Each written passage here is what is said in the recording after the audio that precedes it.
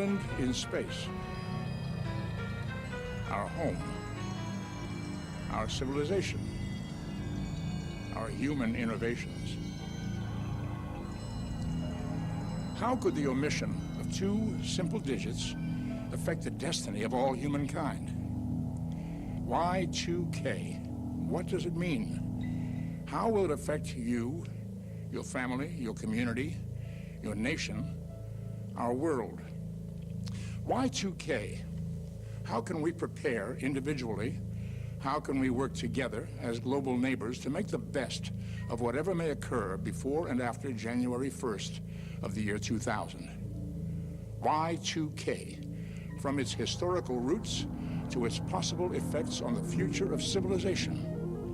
Effects that are so complex that perhaps only chaos theory could calculate the multiple ramifications of what may occur. I'm Leonard Nimoy, your guide, as we explore all aspects of the Y2k phenomenon, including how we, humankind, can utilize Y2k as an opportunity to look at ourselves, to analyze where we've been, and to adjust our sights for the future.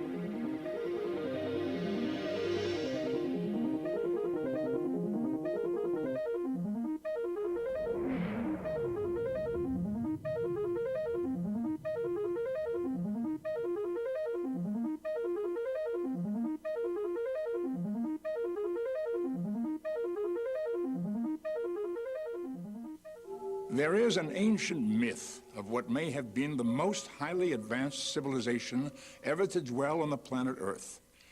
Legend has it that this civilization was perhaps more technologically advanced than our human civilization is today, on the brink of the 3rd millennium AD. But the legend also ends, suddenly, with the revelation that this entire ancient civilization vanished, that their great island sank into the sea because their technological innovations were too far ahead of their human judgments, human foresight, and simple human frailties. This legendary civilization was, of course, Atlantis. Yet the problem for us in the year 1999 is that we are no longer musing on what may or may not have happened a long, long time ago. Rather, we are now facing very real global issues related to power supply, satellite communications, water, healthcare, transportation, distribution of food, and other items vital to everyday human survival.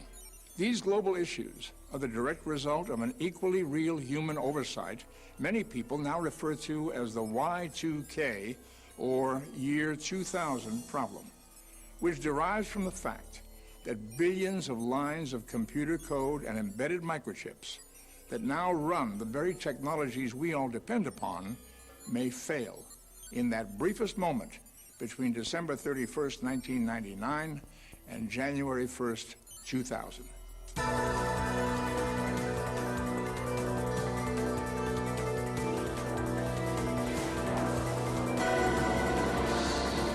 And so, we recall the fate of Atlantis. The primary question for our civilization as we approach the year 2000 is this: have we allowed our own highly advanced technological innovations to far outpace our human abilities to control those innovations, and most importantly, to foresee their ultimate consequences? In order to find an answer to this fundamental question, and in order to prepare ourselves and our communities for whatever Y2k may bring, we need to understand the history and ramifications of Y2k from its very beginning decades ago to these remaining days of the 20th century, as we confer with a cross-section of the men and women on the front lines of the Y2k campaign. We begin by returning to the startlingly simple roots of Y2K. When I get out here in these speeches and hearings and other presentations, the first thing that comes up is that people say, how do we get into this mess? The story of Y2K really begins several decades ago, back in the 50s, with a very enterprising woman by the name of Grace Murray Hopper. Her nickname was Amazing Grace because of all the outstanding accomplishments in her life.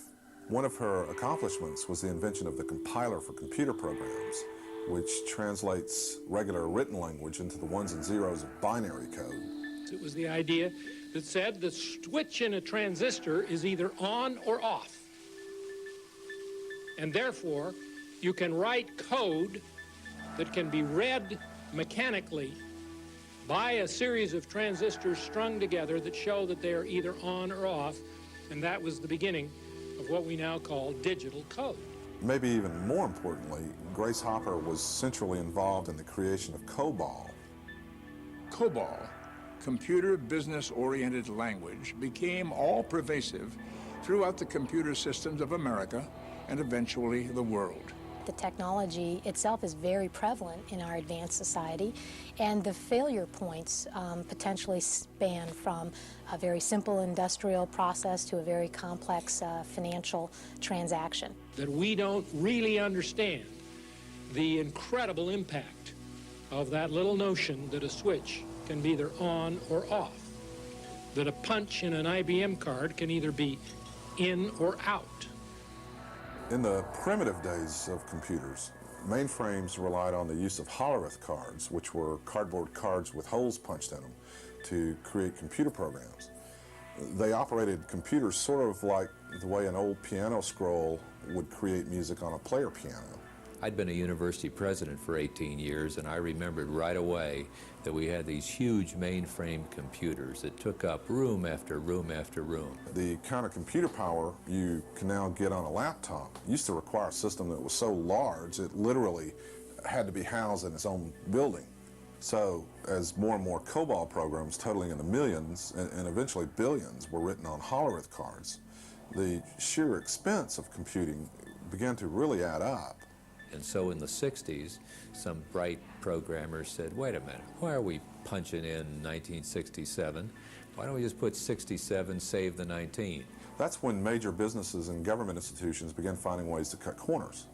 And one of the most fateful cost-cutting measures was to deliberately leave out the first two digits of the year date. So in the year 2000, and they knew this at the time, you would have 00 pop up, not 2000.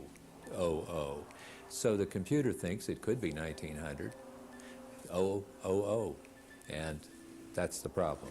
So yeah, we may have saved a lot of money by eliminating those two digits, but here we are 40 years later, and the cost to correct problems because of this omission is in the trillions of dollars. Companies aren't spending $100 million or more, and the companies totally spending billions of dollars as a public relations device. They are doing it because they have a real problem to fix and a real challenge to face. That flaw that got put into the system in terms of 2 digits for a date instead of 4 has become, over the last 25 years, absolutely pervasive. We're not going to be able to predict with any certainty where the breakdowns may or may not occur. Will it be a nuclear power plant? Will it be the airplanes in the sky? Will it be the food supply chains, transportation? There are so many possibilities. 8 hospital system has probably 45,000 pieces of medical devices, of which probably 25% of those are going to need to be tested. The generation and distribution of electricity is really done with computers. The National Federation of Independent Business estimates that approximately 82% of all U.S. small businesses might have a problem, and only 50% had taken any kind of action by the middle of 1998. And the flaw is everywhere.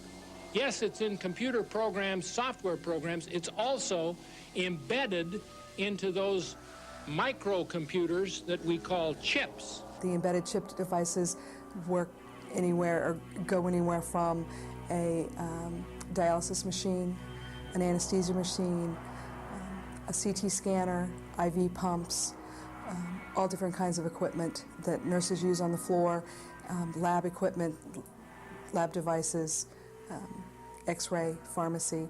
It affects every department within a hospital. If you look at a production line now in automotive, there is a tremendous amount of automation. You, in most cases, find that there's a software program running in there that has dates in it. And the estimates we get on our committee are that between 2 and possibly 5% of those chips will fail. And you don't know which 2 to 5% they are, and you don't know where they are. The early warnings about Y2K, however, were either ignored or deliberately rebuffed, primarily for economic reasons, but also due to bureaucracies typical of large corporations and government agencies. And people don't know in corporations how to approach this issue because we're looking at their whole enterprise. We're not just looking at a section. We're looking at all the code that's ever been written. We're looking at anything that's connected with the code. We're looking at outside vendors. We're looking at internal and external interfaces. This is not a technological problem. It sounds like it. It's a management problem. It is estimated that over $600 billion is being spent worldwide to address the Y2K problem. The simple dilemma is that there are so many lines of code and microchips that need to be reviewed that there are just not enough computer professionals and not enough days left before January 1st, 2000 to look into every area that must be addressed. It's a huge management challenge to make the changes in all of the lines of code and all of the machinery and all of the embedded chips that are affected with this problem. The report card was established to get people's attention, and it has. Cabinet members talk about it, agency heads talk about it. That's what we want. Basically, what we rate on that report card is the degree of progress that has occurred between the last quarterly report and the present. And you have 5 or 6 Ds and 5 or 6 Fs, you know you have a problem there. And I must say, it did get a little attention among the cabinet. In some cabinet meetings, they said, hey, what did you get from him? You know, so, but it puts it down where the public can understand it and not have a bunch of statistics that nobody can understand. You've got the software problem that people can quickly understand. You got the embedded chip problem that they probably haven't thought about. And then you have the connections problem that can ultimately kill you. Computers talk to one another. Information is transferred from one system to another. And if that information is not transferred because the computer in question doesn't understand the change of date, if the data that is transferred is affected by a date and causes a loss of integrity of that data, then what has happened is that other computers are affected by that. It can be passed on and on and on. In other words, the FAA, a year ago, had a problem with the radar system. Took it into the laboratory, thought they'd fixed it, just looks great, worked great. They got it into a tower, and when you suddenly have thousands of interactions from airplanes and everything else, people problems, you name it, and it didn't work. So they had to work on it in the live operational context. That type of interconnection is really the basis of the problem of Y2K. There were indeed early efforts, decades ago, to warn major public corporations and government organizations about the Y2K problem. Despite the fact that there have been a whole lot of so-called Y2K experts popping up in recent years, the fact is that as early as 1960, there were already a number of computer and government professionals trying to warn us about the long-term implications of dropping the first 2 digits of the year date code. My fear is that they've waited too long and they need to get busy and get started. If they wait much longer, truly, there won't be time for them to upgrade their systems, test their systems, and put them back into production. In 1967, the U.S. National Bureau of Standards was given the responsibility to resolve the controversy and went about doing that by surveying federal agencies. Well, the problem with that scenario was that the Department of Defense was by far the largest user of computers in the world, and it had more important things to worry about at the time, like the Vietnam War. It's a natural process, you know, to not want to have to face a painful situation or a difficult situation. But my advice to the American public is get over it. So the Department of Defense basically told the National Bureau of Standards that there was no way they were going to convert the 4 digits for your date code. Now, a very able woman in the Department of Transportation even earlier suggested they do something in 1987, and she was laughed at. The old boy network, you know, what do you know, etc. She was right, and if they'd listened to her, we wouldn't be in the bad shape in the federal government that we are right now. In the last several years, more and more professionals working in the field of computer science have written papers, books, or have spoken publicly about what may occur at the end of the millennium as a result of Y2k. So we have to do something very, very dramatic. This should be the #1 priority of every CEO in the country. We can't do this without a much higher level of awareness to get everybody involved. One of the major problems everywhere is getting people to understand that Y2k is everybody's problem right now. The debate has been all or nothing. Either the system is going to stop totally, or then people say, well, then there's no problem. And the problem, I think the system will not stop, but that doesn't mean we don't have major problems.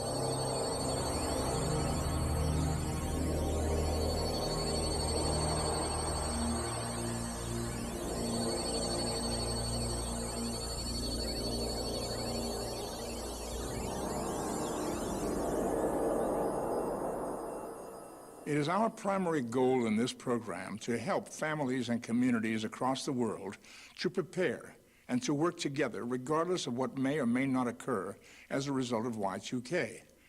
There still exists, even in 1999, a general state of either denial, complacency, or even apathy about both the reality and the potential effects of Y2k.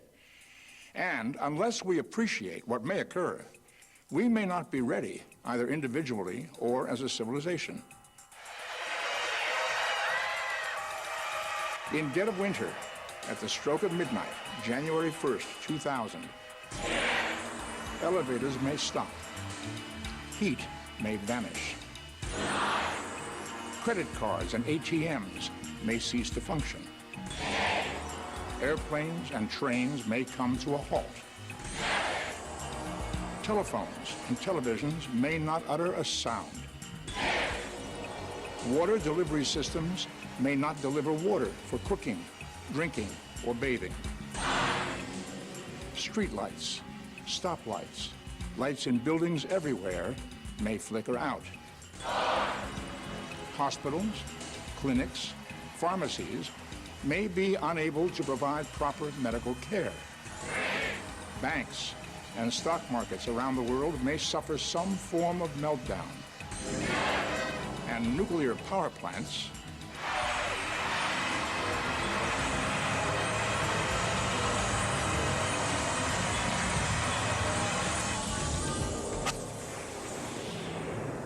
may cease to generate the electricity we need for all aspects of our daily lives. What is going to happen is a combination of events, hundreds of thousands of events, literally across the globe, that will affect other systems. One of the key aspects of chaos theory is the idea of sensitive dependence on initial conditions, which basically means that one small thing happening over here can eventually cause really big things to happen on the other side of the world.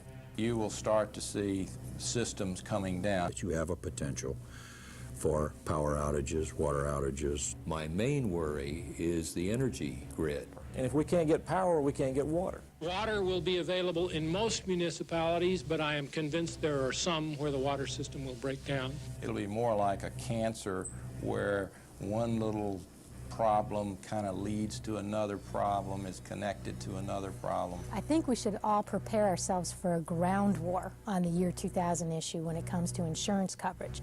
I expect we will have brownouts and regional blackouts. Communities will have disruptions, and maybe this other community will have a different disruption than this one.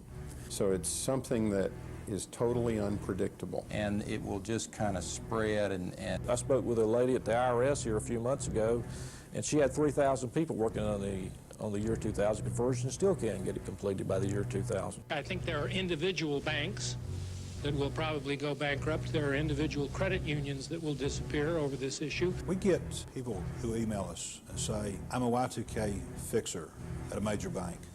And every time we try it, it crashes. There are medical machines that will fail in ICU units. What we're finding are computer programs that don't work. The hospital's revenue stream may stop, just dead stop. Some people will die.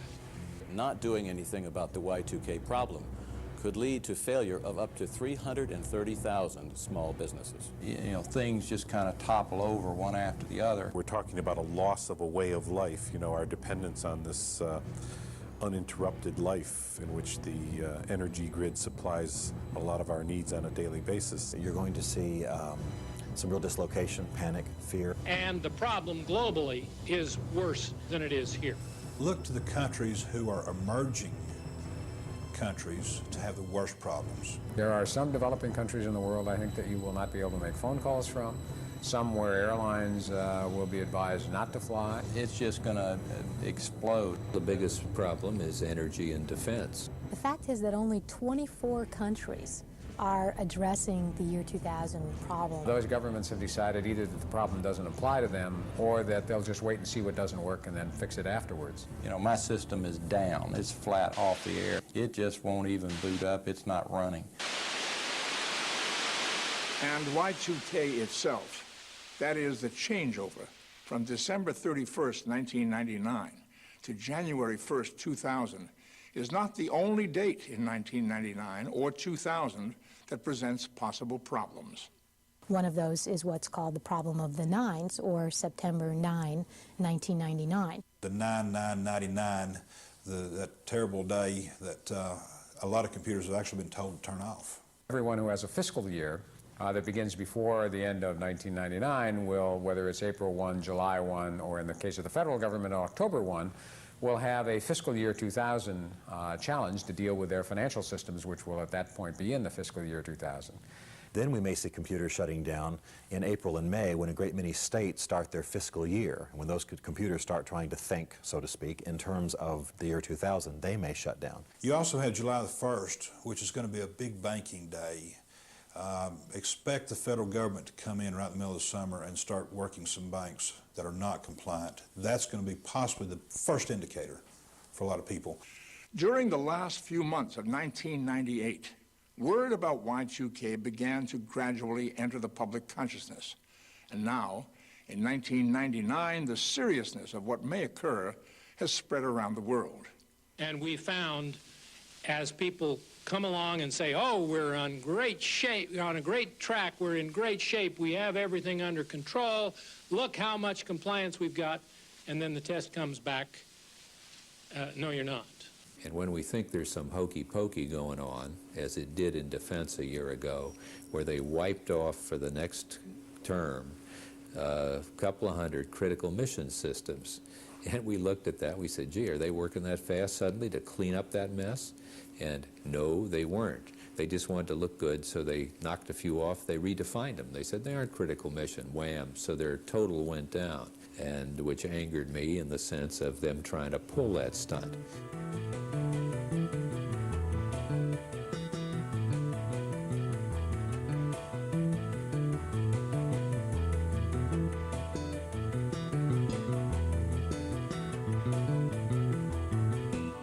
Despite all the computer systems that need to be reviewed and possibly fixed, and despite all the possible consequences of Y2K that have been outlined thus far, there is indeed ample room not only for hope, but even optimism in some areas. A number of vital government organizations, such as the Social Security Administration, have been working on Y2K since 1994 and will be ready for the year 2000. Major banks, such as Chase Manhattan, have been addressing Y2K since the early 90s and have diligently prepared for the year 2000 turnover.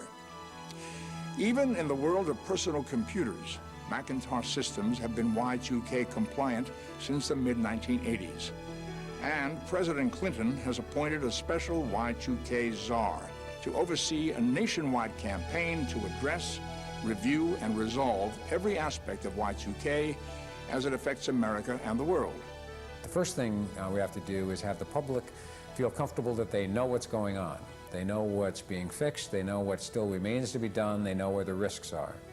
The second thing they need to know is that we're managing against the problem, not just the federal government, but the major companies in critical sectors in the economy. In other words, even though our society has been slow to realize the full implications of Y2K, human ingenuity is now at work on both large and small scales.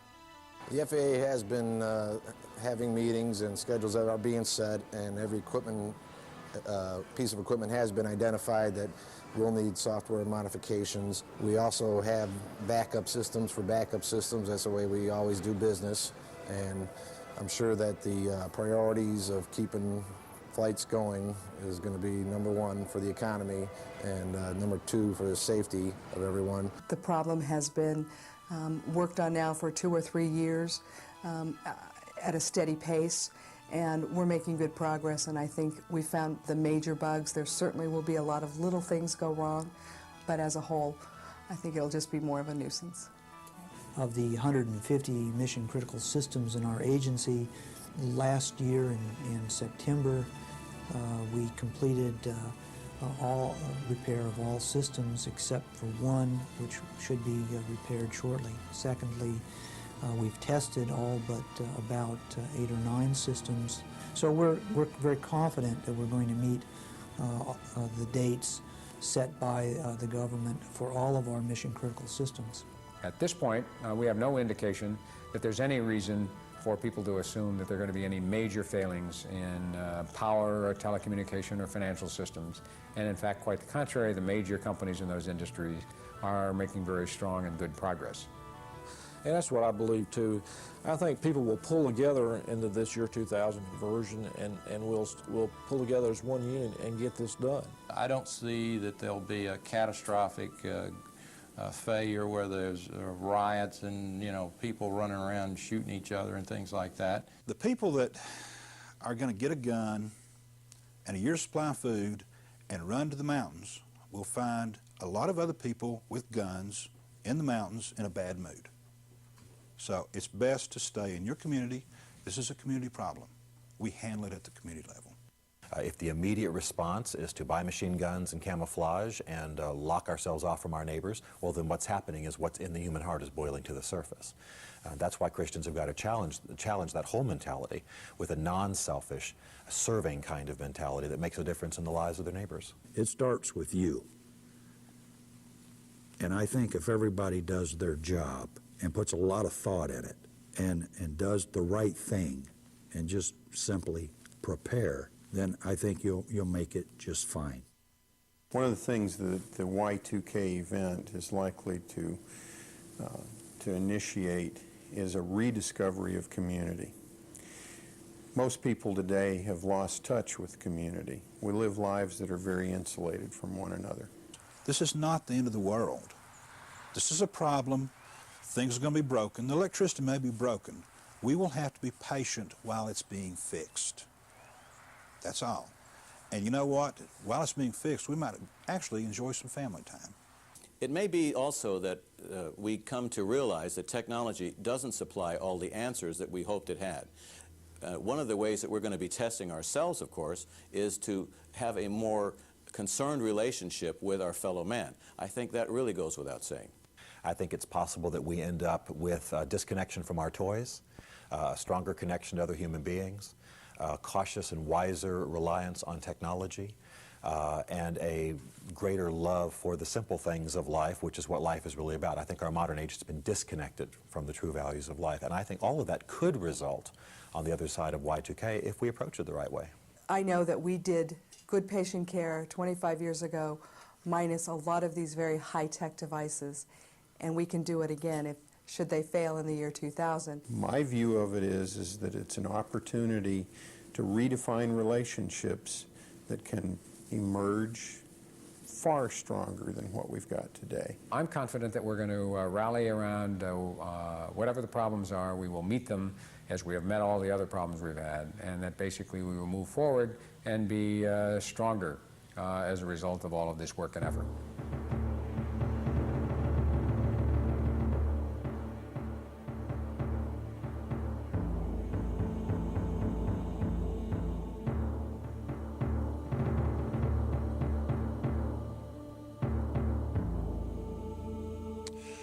By this time, in the year 1999, the term Y2k has entered the public consciousness. World leaders in government, spiritual, and corporate circles have all found themselves in one of the greatest dilemmas facing humankind. But the dilemma is not Y2k itself. Rather, the concern for world leaders is how we, as individuals, as communities, should best approach Y2k. But the reality is there are no Y2k experts. And this is because nothing like this has ever occurred before in the history of humankind. The reality is no one knows exactly what's going to happen. So, the real dilemma facing not only world leaders, but each one of us, is how to find a clear, reasonable, balanced approach between those who call for extreme survival measures versus those who advise no action at all. The very best we can hope to do, therefore, is to prepare as individuals and as families so that we each feel secure, and to work together in small and large communities as local and global neighbors.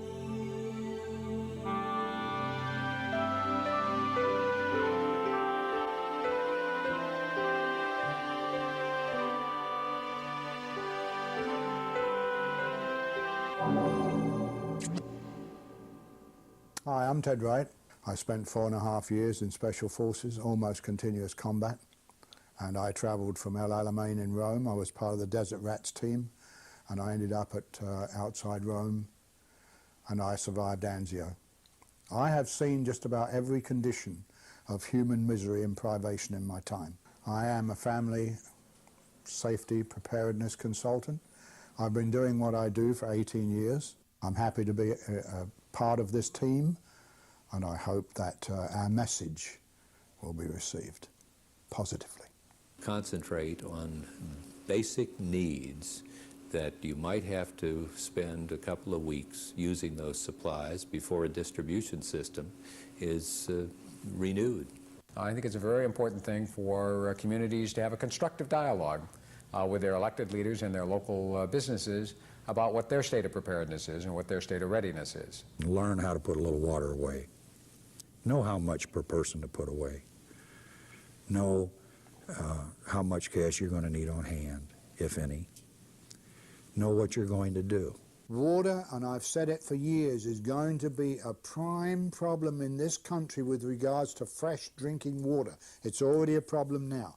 It's been highlighted in newspapers, periodicals, magazines have all run specials on this. Have a minimum of at least 4 weeks' water for each family member in storage as soon as possible.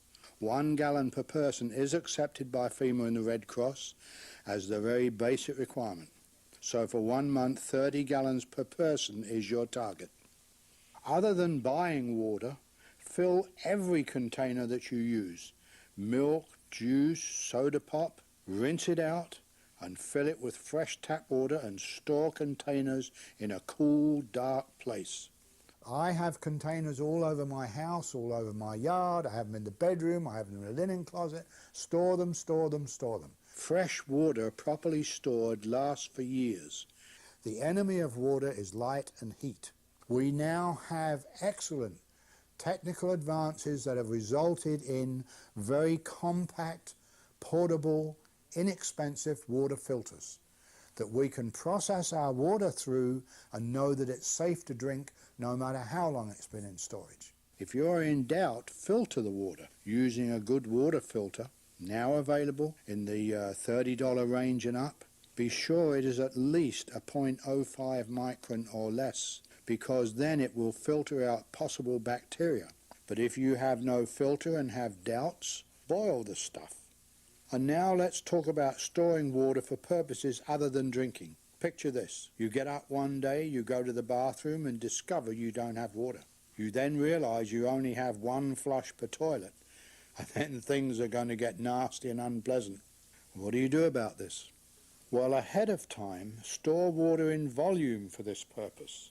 Next to the need for drinking water, need for flushing water is number 2.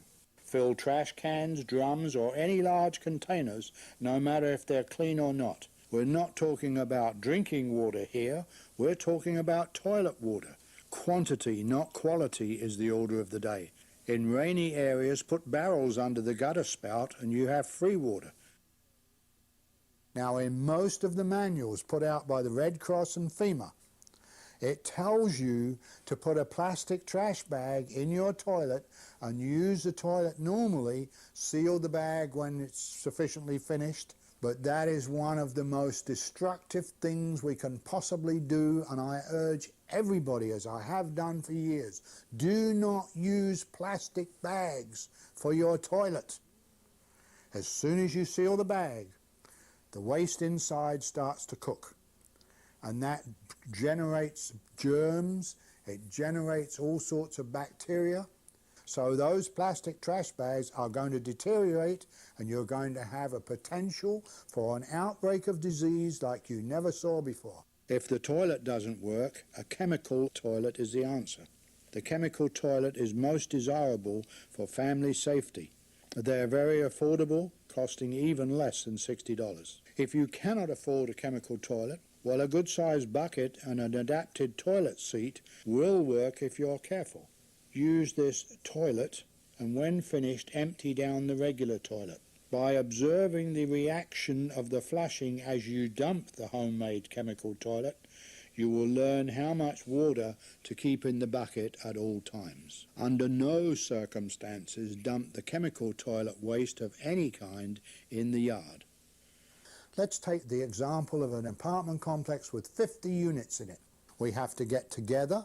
We have to put the responsibility on the owner or the management of the apartment buildings to make a communal toilet, to pull in the toilets that we see on the construction sites, etc. If people have to pay an extra $1 a month in their rent to make sure they have some toilets out there for them, like we do at expositions and ball games. If they can do it for ball games and gatherings, we can do it for an apartment complex or condominium complex. Personal hygiene is always a problem with no water. Stock up on baby wipes. Clean underarms and private areas daily with baby wipes. The next thing you want to do is really get stuff that you eat, that you're used to eating, that will last into the year 2000. There's tons of things such as tuna fish, potted meat, all kinds of potted meat products, bean products. And so we're urging that people prepare food, water, other things for about a month to 6 weeks. The other aspect of that is that we're urging people strongly not to think that they can survive this alone. This is about community. It's about networks. And so beyond about a month, you have to be networked and you have to be in community. There's no way any one family could lay aside, enough food, enough resources to survive this thing on their own.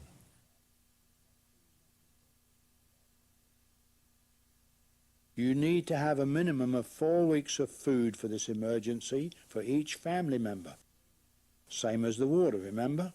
And also, pets are family members, and they need food and water for the same period of time. The body needs a high concentration of protein and minerals to stay healthy. 50 to 60 grams of protein a day is a good guide, and the average adult should consume this much protein. That is approximately 1,500 grams of protein a month. If you have the time, a dehydrator is worth its weight in gold at this particular time. Homemade jerky can be stored with white rice to absorb any extra moisture it may have after processing. Mary Bell's book on dehydrating food is a great resource if you want to try home dehydrating. We must learn the fundamentals and be like a squirrel. We must get a little bit and put it away, a little bit and put it away. In my own teachings, I teach the bin method.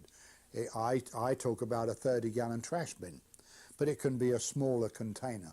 You need a container with a good tight lid that you can put food in. Once you have stored your protein, then work on storing other foods you will need. Here are some suggestions: dried beans, rice, powdered milk, dried fruit, powdered protein drinks, alfalfa seeds for sprouting, and any canned foods you might like. If you have the money, MREs, meals ready to eat, can be purchased from military surplus stores or from many sites on the internet. The sooner you start your preparations, the better your opportunity to get the supplies you need at reasonable prices.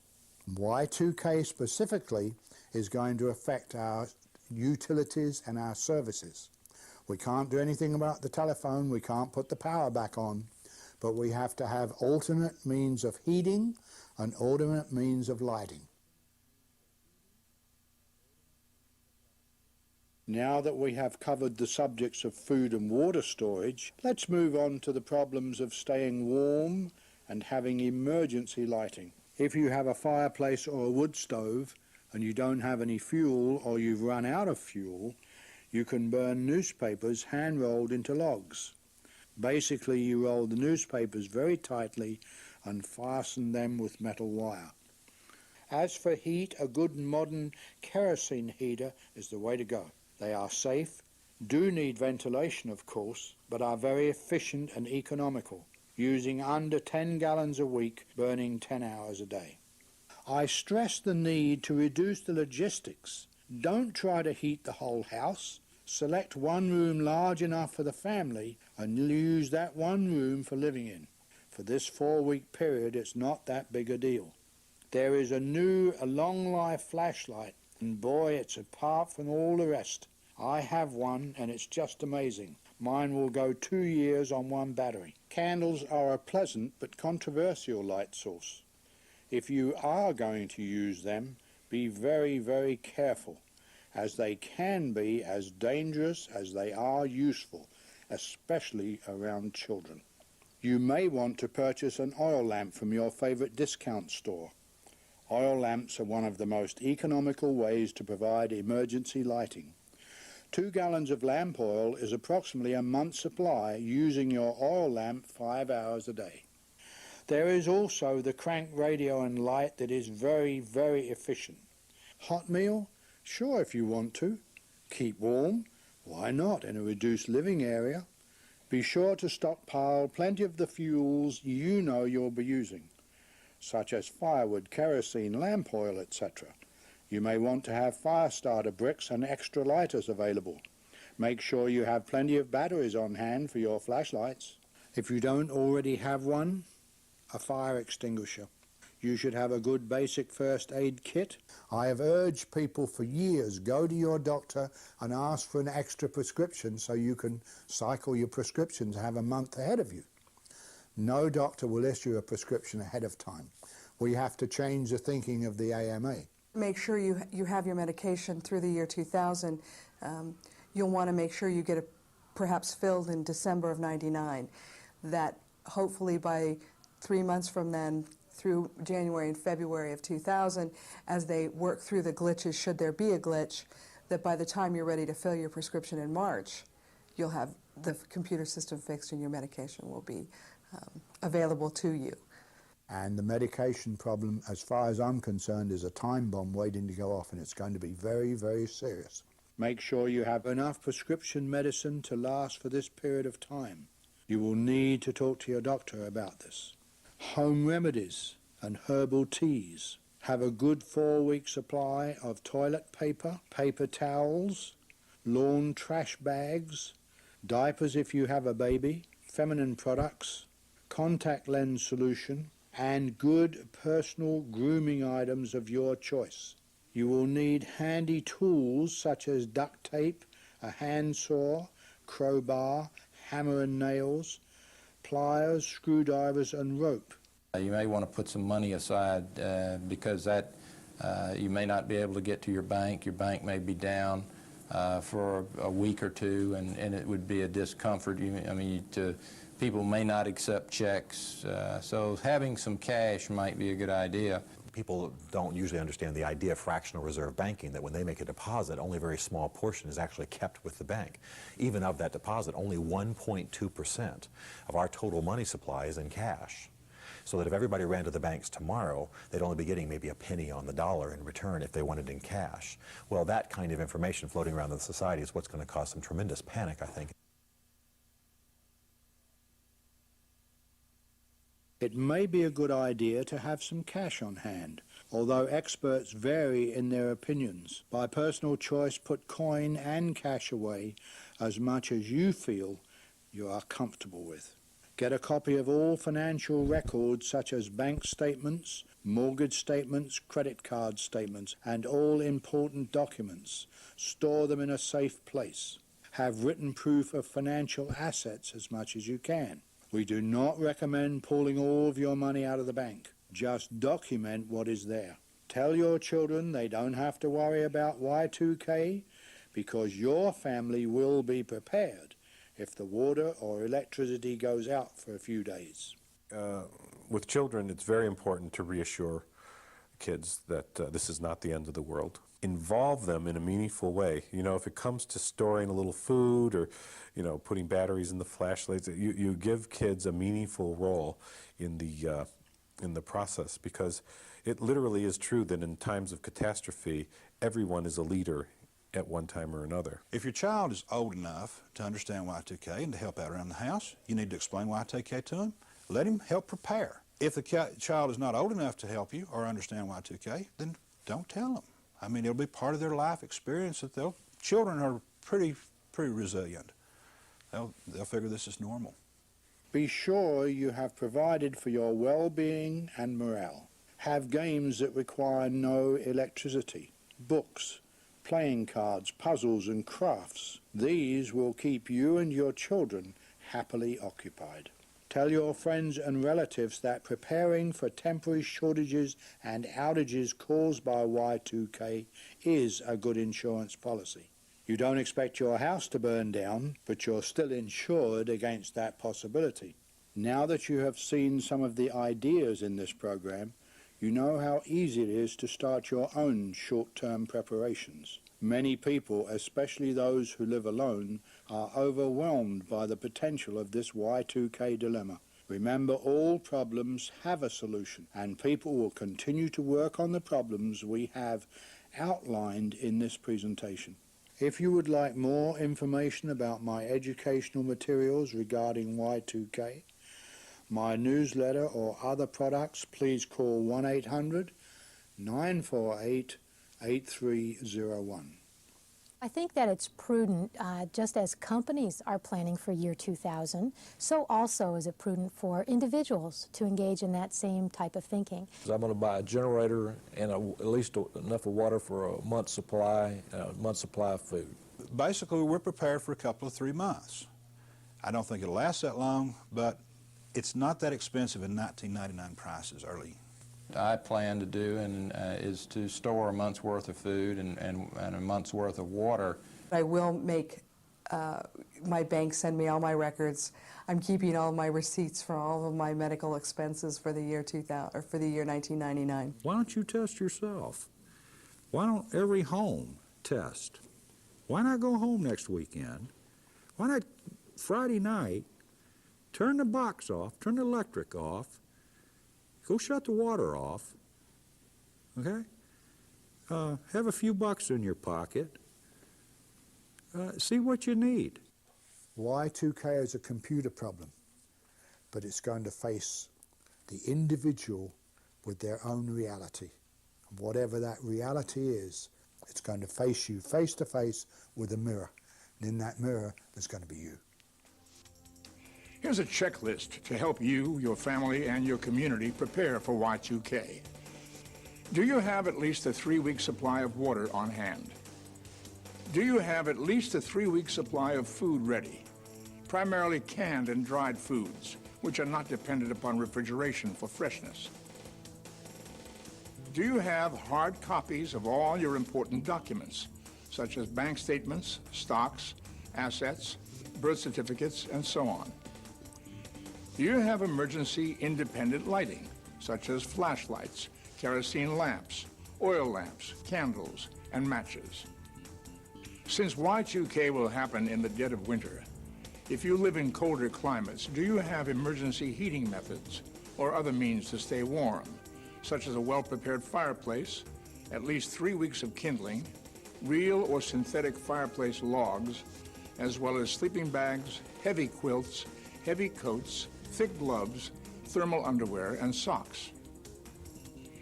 Do you have backup cooking methods available, such as a kerosene camping stove, barbecue with an ample supply of charcoal, or a fireplace, and cookware appropriate for an open flame. If you are continuously reliant upon prescription medicine, have you made provisions with your doctor to have at least a 3-month supply of medicine after January 1st, 2000? Likewise, if you have a medical condition which requires continuous care, have you made provisions with your doctor to make sure your necessary medical care will be uninterrupted throughout the year 2000? Do you have a first aid kit, and have you customized it for the potential needs of you and your family? If you have critical care home nursing equipment, have you checked with the seller or manufacturer to make sure that none of the equipment may be affected by Y2k microchip failure? If you'll be pregnant in the year 2000, have you made special provisions with your doctor to ensure a smooth delivery of your newborn child? In the event that telephone systems, satellite networks, television, or radio temporarily become inoperative, do you or your nearby neighbors have a ham radio as a backup for communications and to keep abreast of newsworthy developments? Have you made specific plans to secure heirlooms and other valuables important to you and your family? Have you contacted your local phone, water, and power companies, both about uninterrupted service and about accurate billing statements in the year 2000? If you live in a skyscraper or other high-rise dwelling, have you and your co-tenants conferred with building management regarding backup generator for the entire building, regarding emergency provisions for heat, light, water, and waste management? If you live in a community of neighborhood homes, have you begun organizing with family, friends, and town leaders to prepare contingency plans for the first 2 to 3 months of the year 2000, particularly regarding emergency food, water, and heat provisions? Have you made special contacts with any elderly or disabled folks to see if they could use a little help? And have you communicated with your local, county, state, and federal representatives to make sure they're doing everything in their power to prepare for Y2K? Finally, one good thing to remember regarding all of these items of preparation is that regardless of what may or may not occur as a result of Y2K, all of these things will still be useful to you and your family. And the efforts to organize with our neighbors will be beneficial to all parties concerned, no matter what does or does not happen.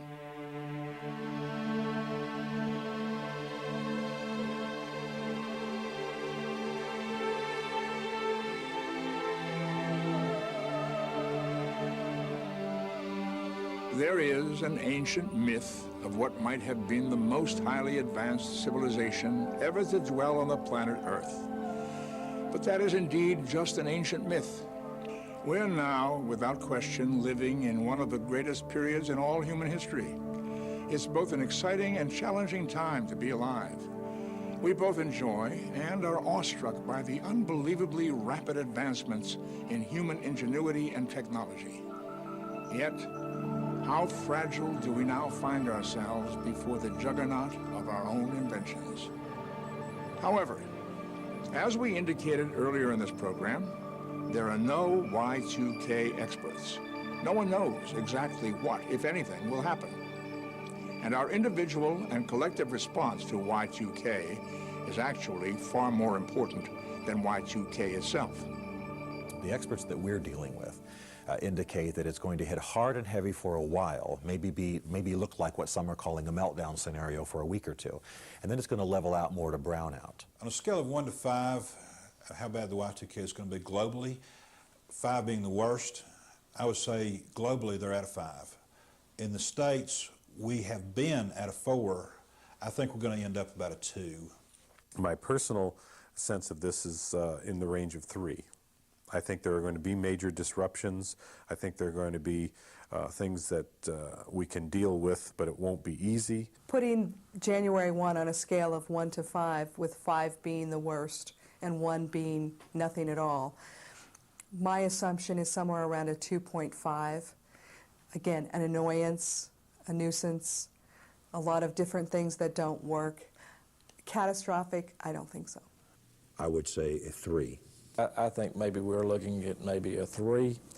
I think based on the utility companies, I think there will be some power outages, or we'll have brownouts in some cases. I would say that it would probably fall around a 3 or a 4. My personal opinion is it can only be a 5. It can't be any less than a 5. I would probably have to rate this right in the middle at 2.5. And the reason is because we know that this is an inevitable circumstance. I would put the year 2000 problem for the world at a 3 with a wait-and-see attitude. In a very real way, we're all responsible for Y2K, and there's no one to blame, morally or otherwise. We've all benefited from the technologies which have improved our lives, and we have therefore encouraged those same technologies to develop at ever more accelerated rates. And yes, perhaps we are now realizing that we've taken them a bit for granted and have indeed become too dependent upon the byproducts of our collective innovations. And so, we must not only prepare as families and work together as neighbors, but we need also use this moment in the development of our civilization as an opportunity to look at the long-range effects of all our human endeavors. Looking beyond Y2K, whatever perils our very human ambitions and short-sightedness may lead us to, our even more powerful human spirit will find a way to overcome. So, let us use the Y2K challenge as an opportunity to reflect on where we're headed as a civilization. Perhaps the most important opportunity we've ever had. If the omission of 2 simple digits can have worldwide impact several decades after its inception, we must ask ourselves, before we rush too far forward, what are we doing now in genetic engineering, with cloning, with the development of bacteriological warfare life forms, with death ray technologies, and pollution of land, air, and water that could have long-term, unpredictable worldwide effects? And what can we do as the inheritors, the caretakers of this world? What can we do to protect our home, our island in space?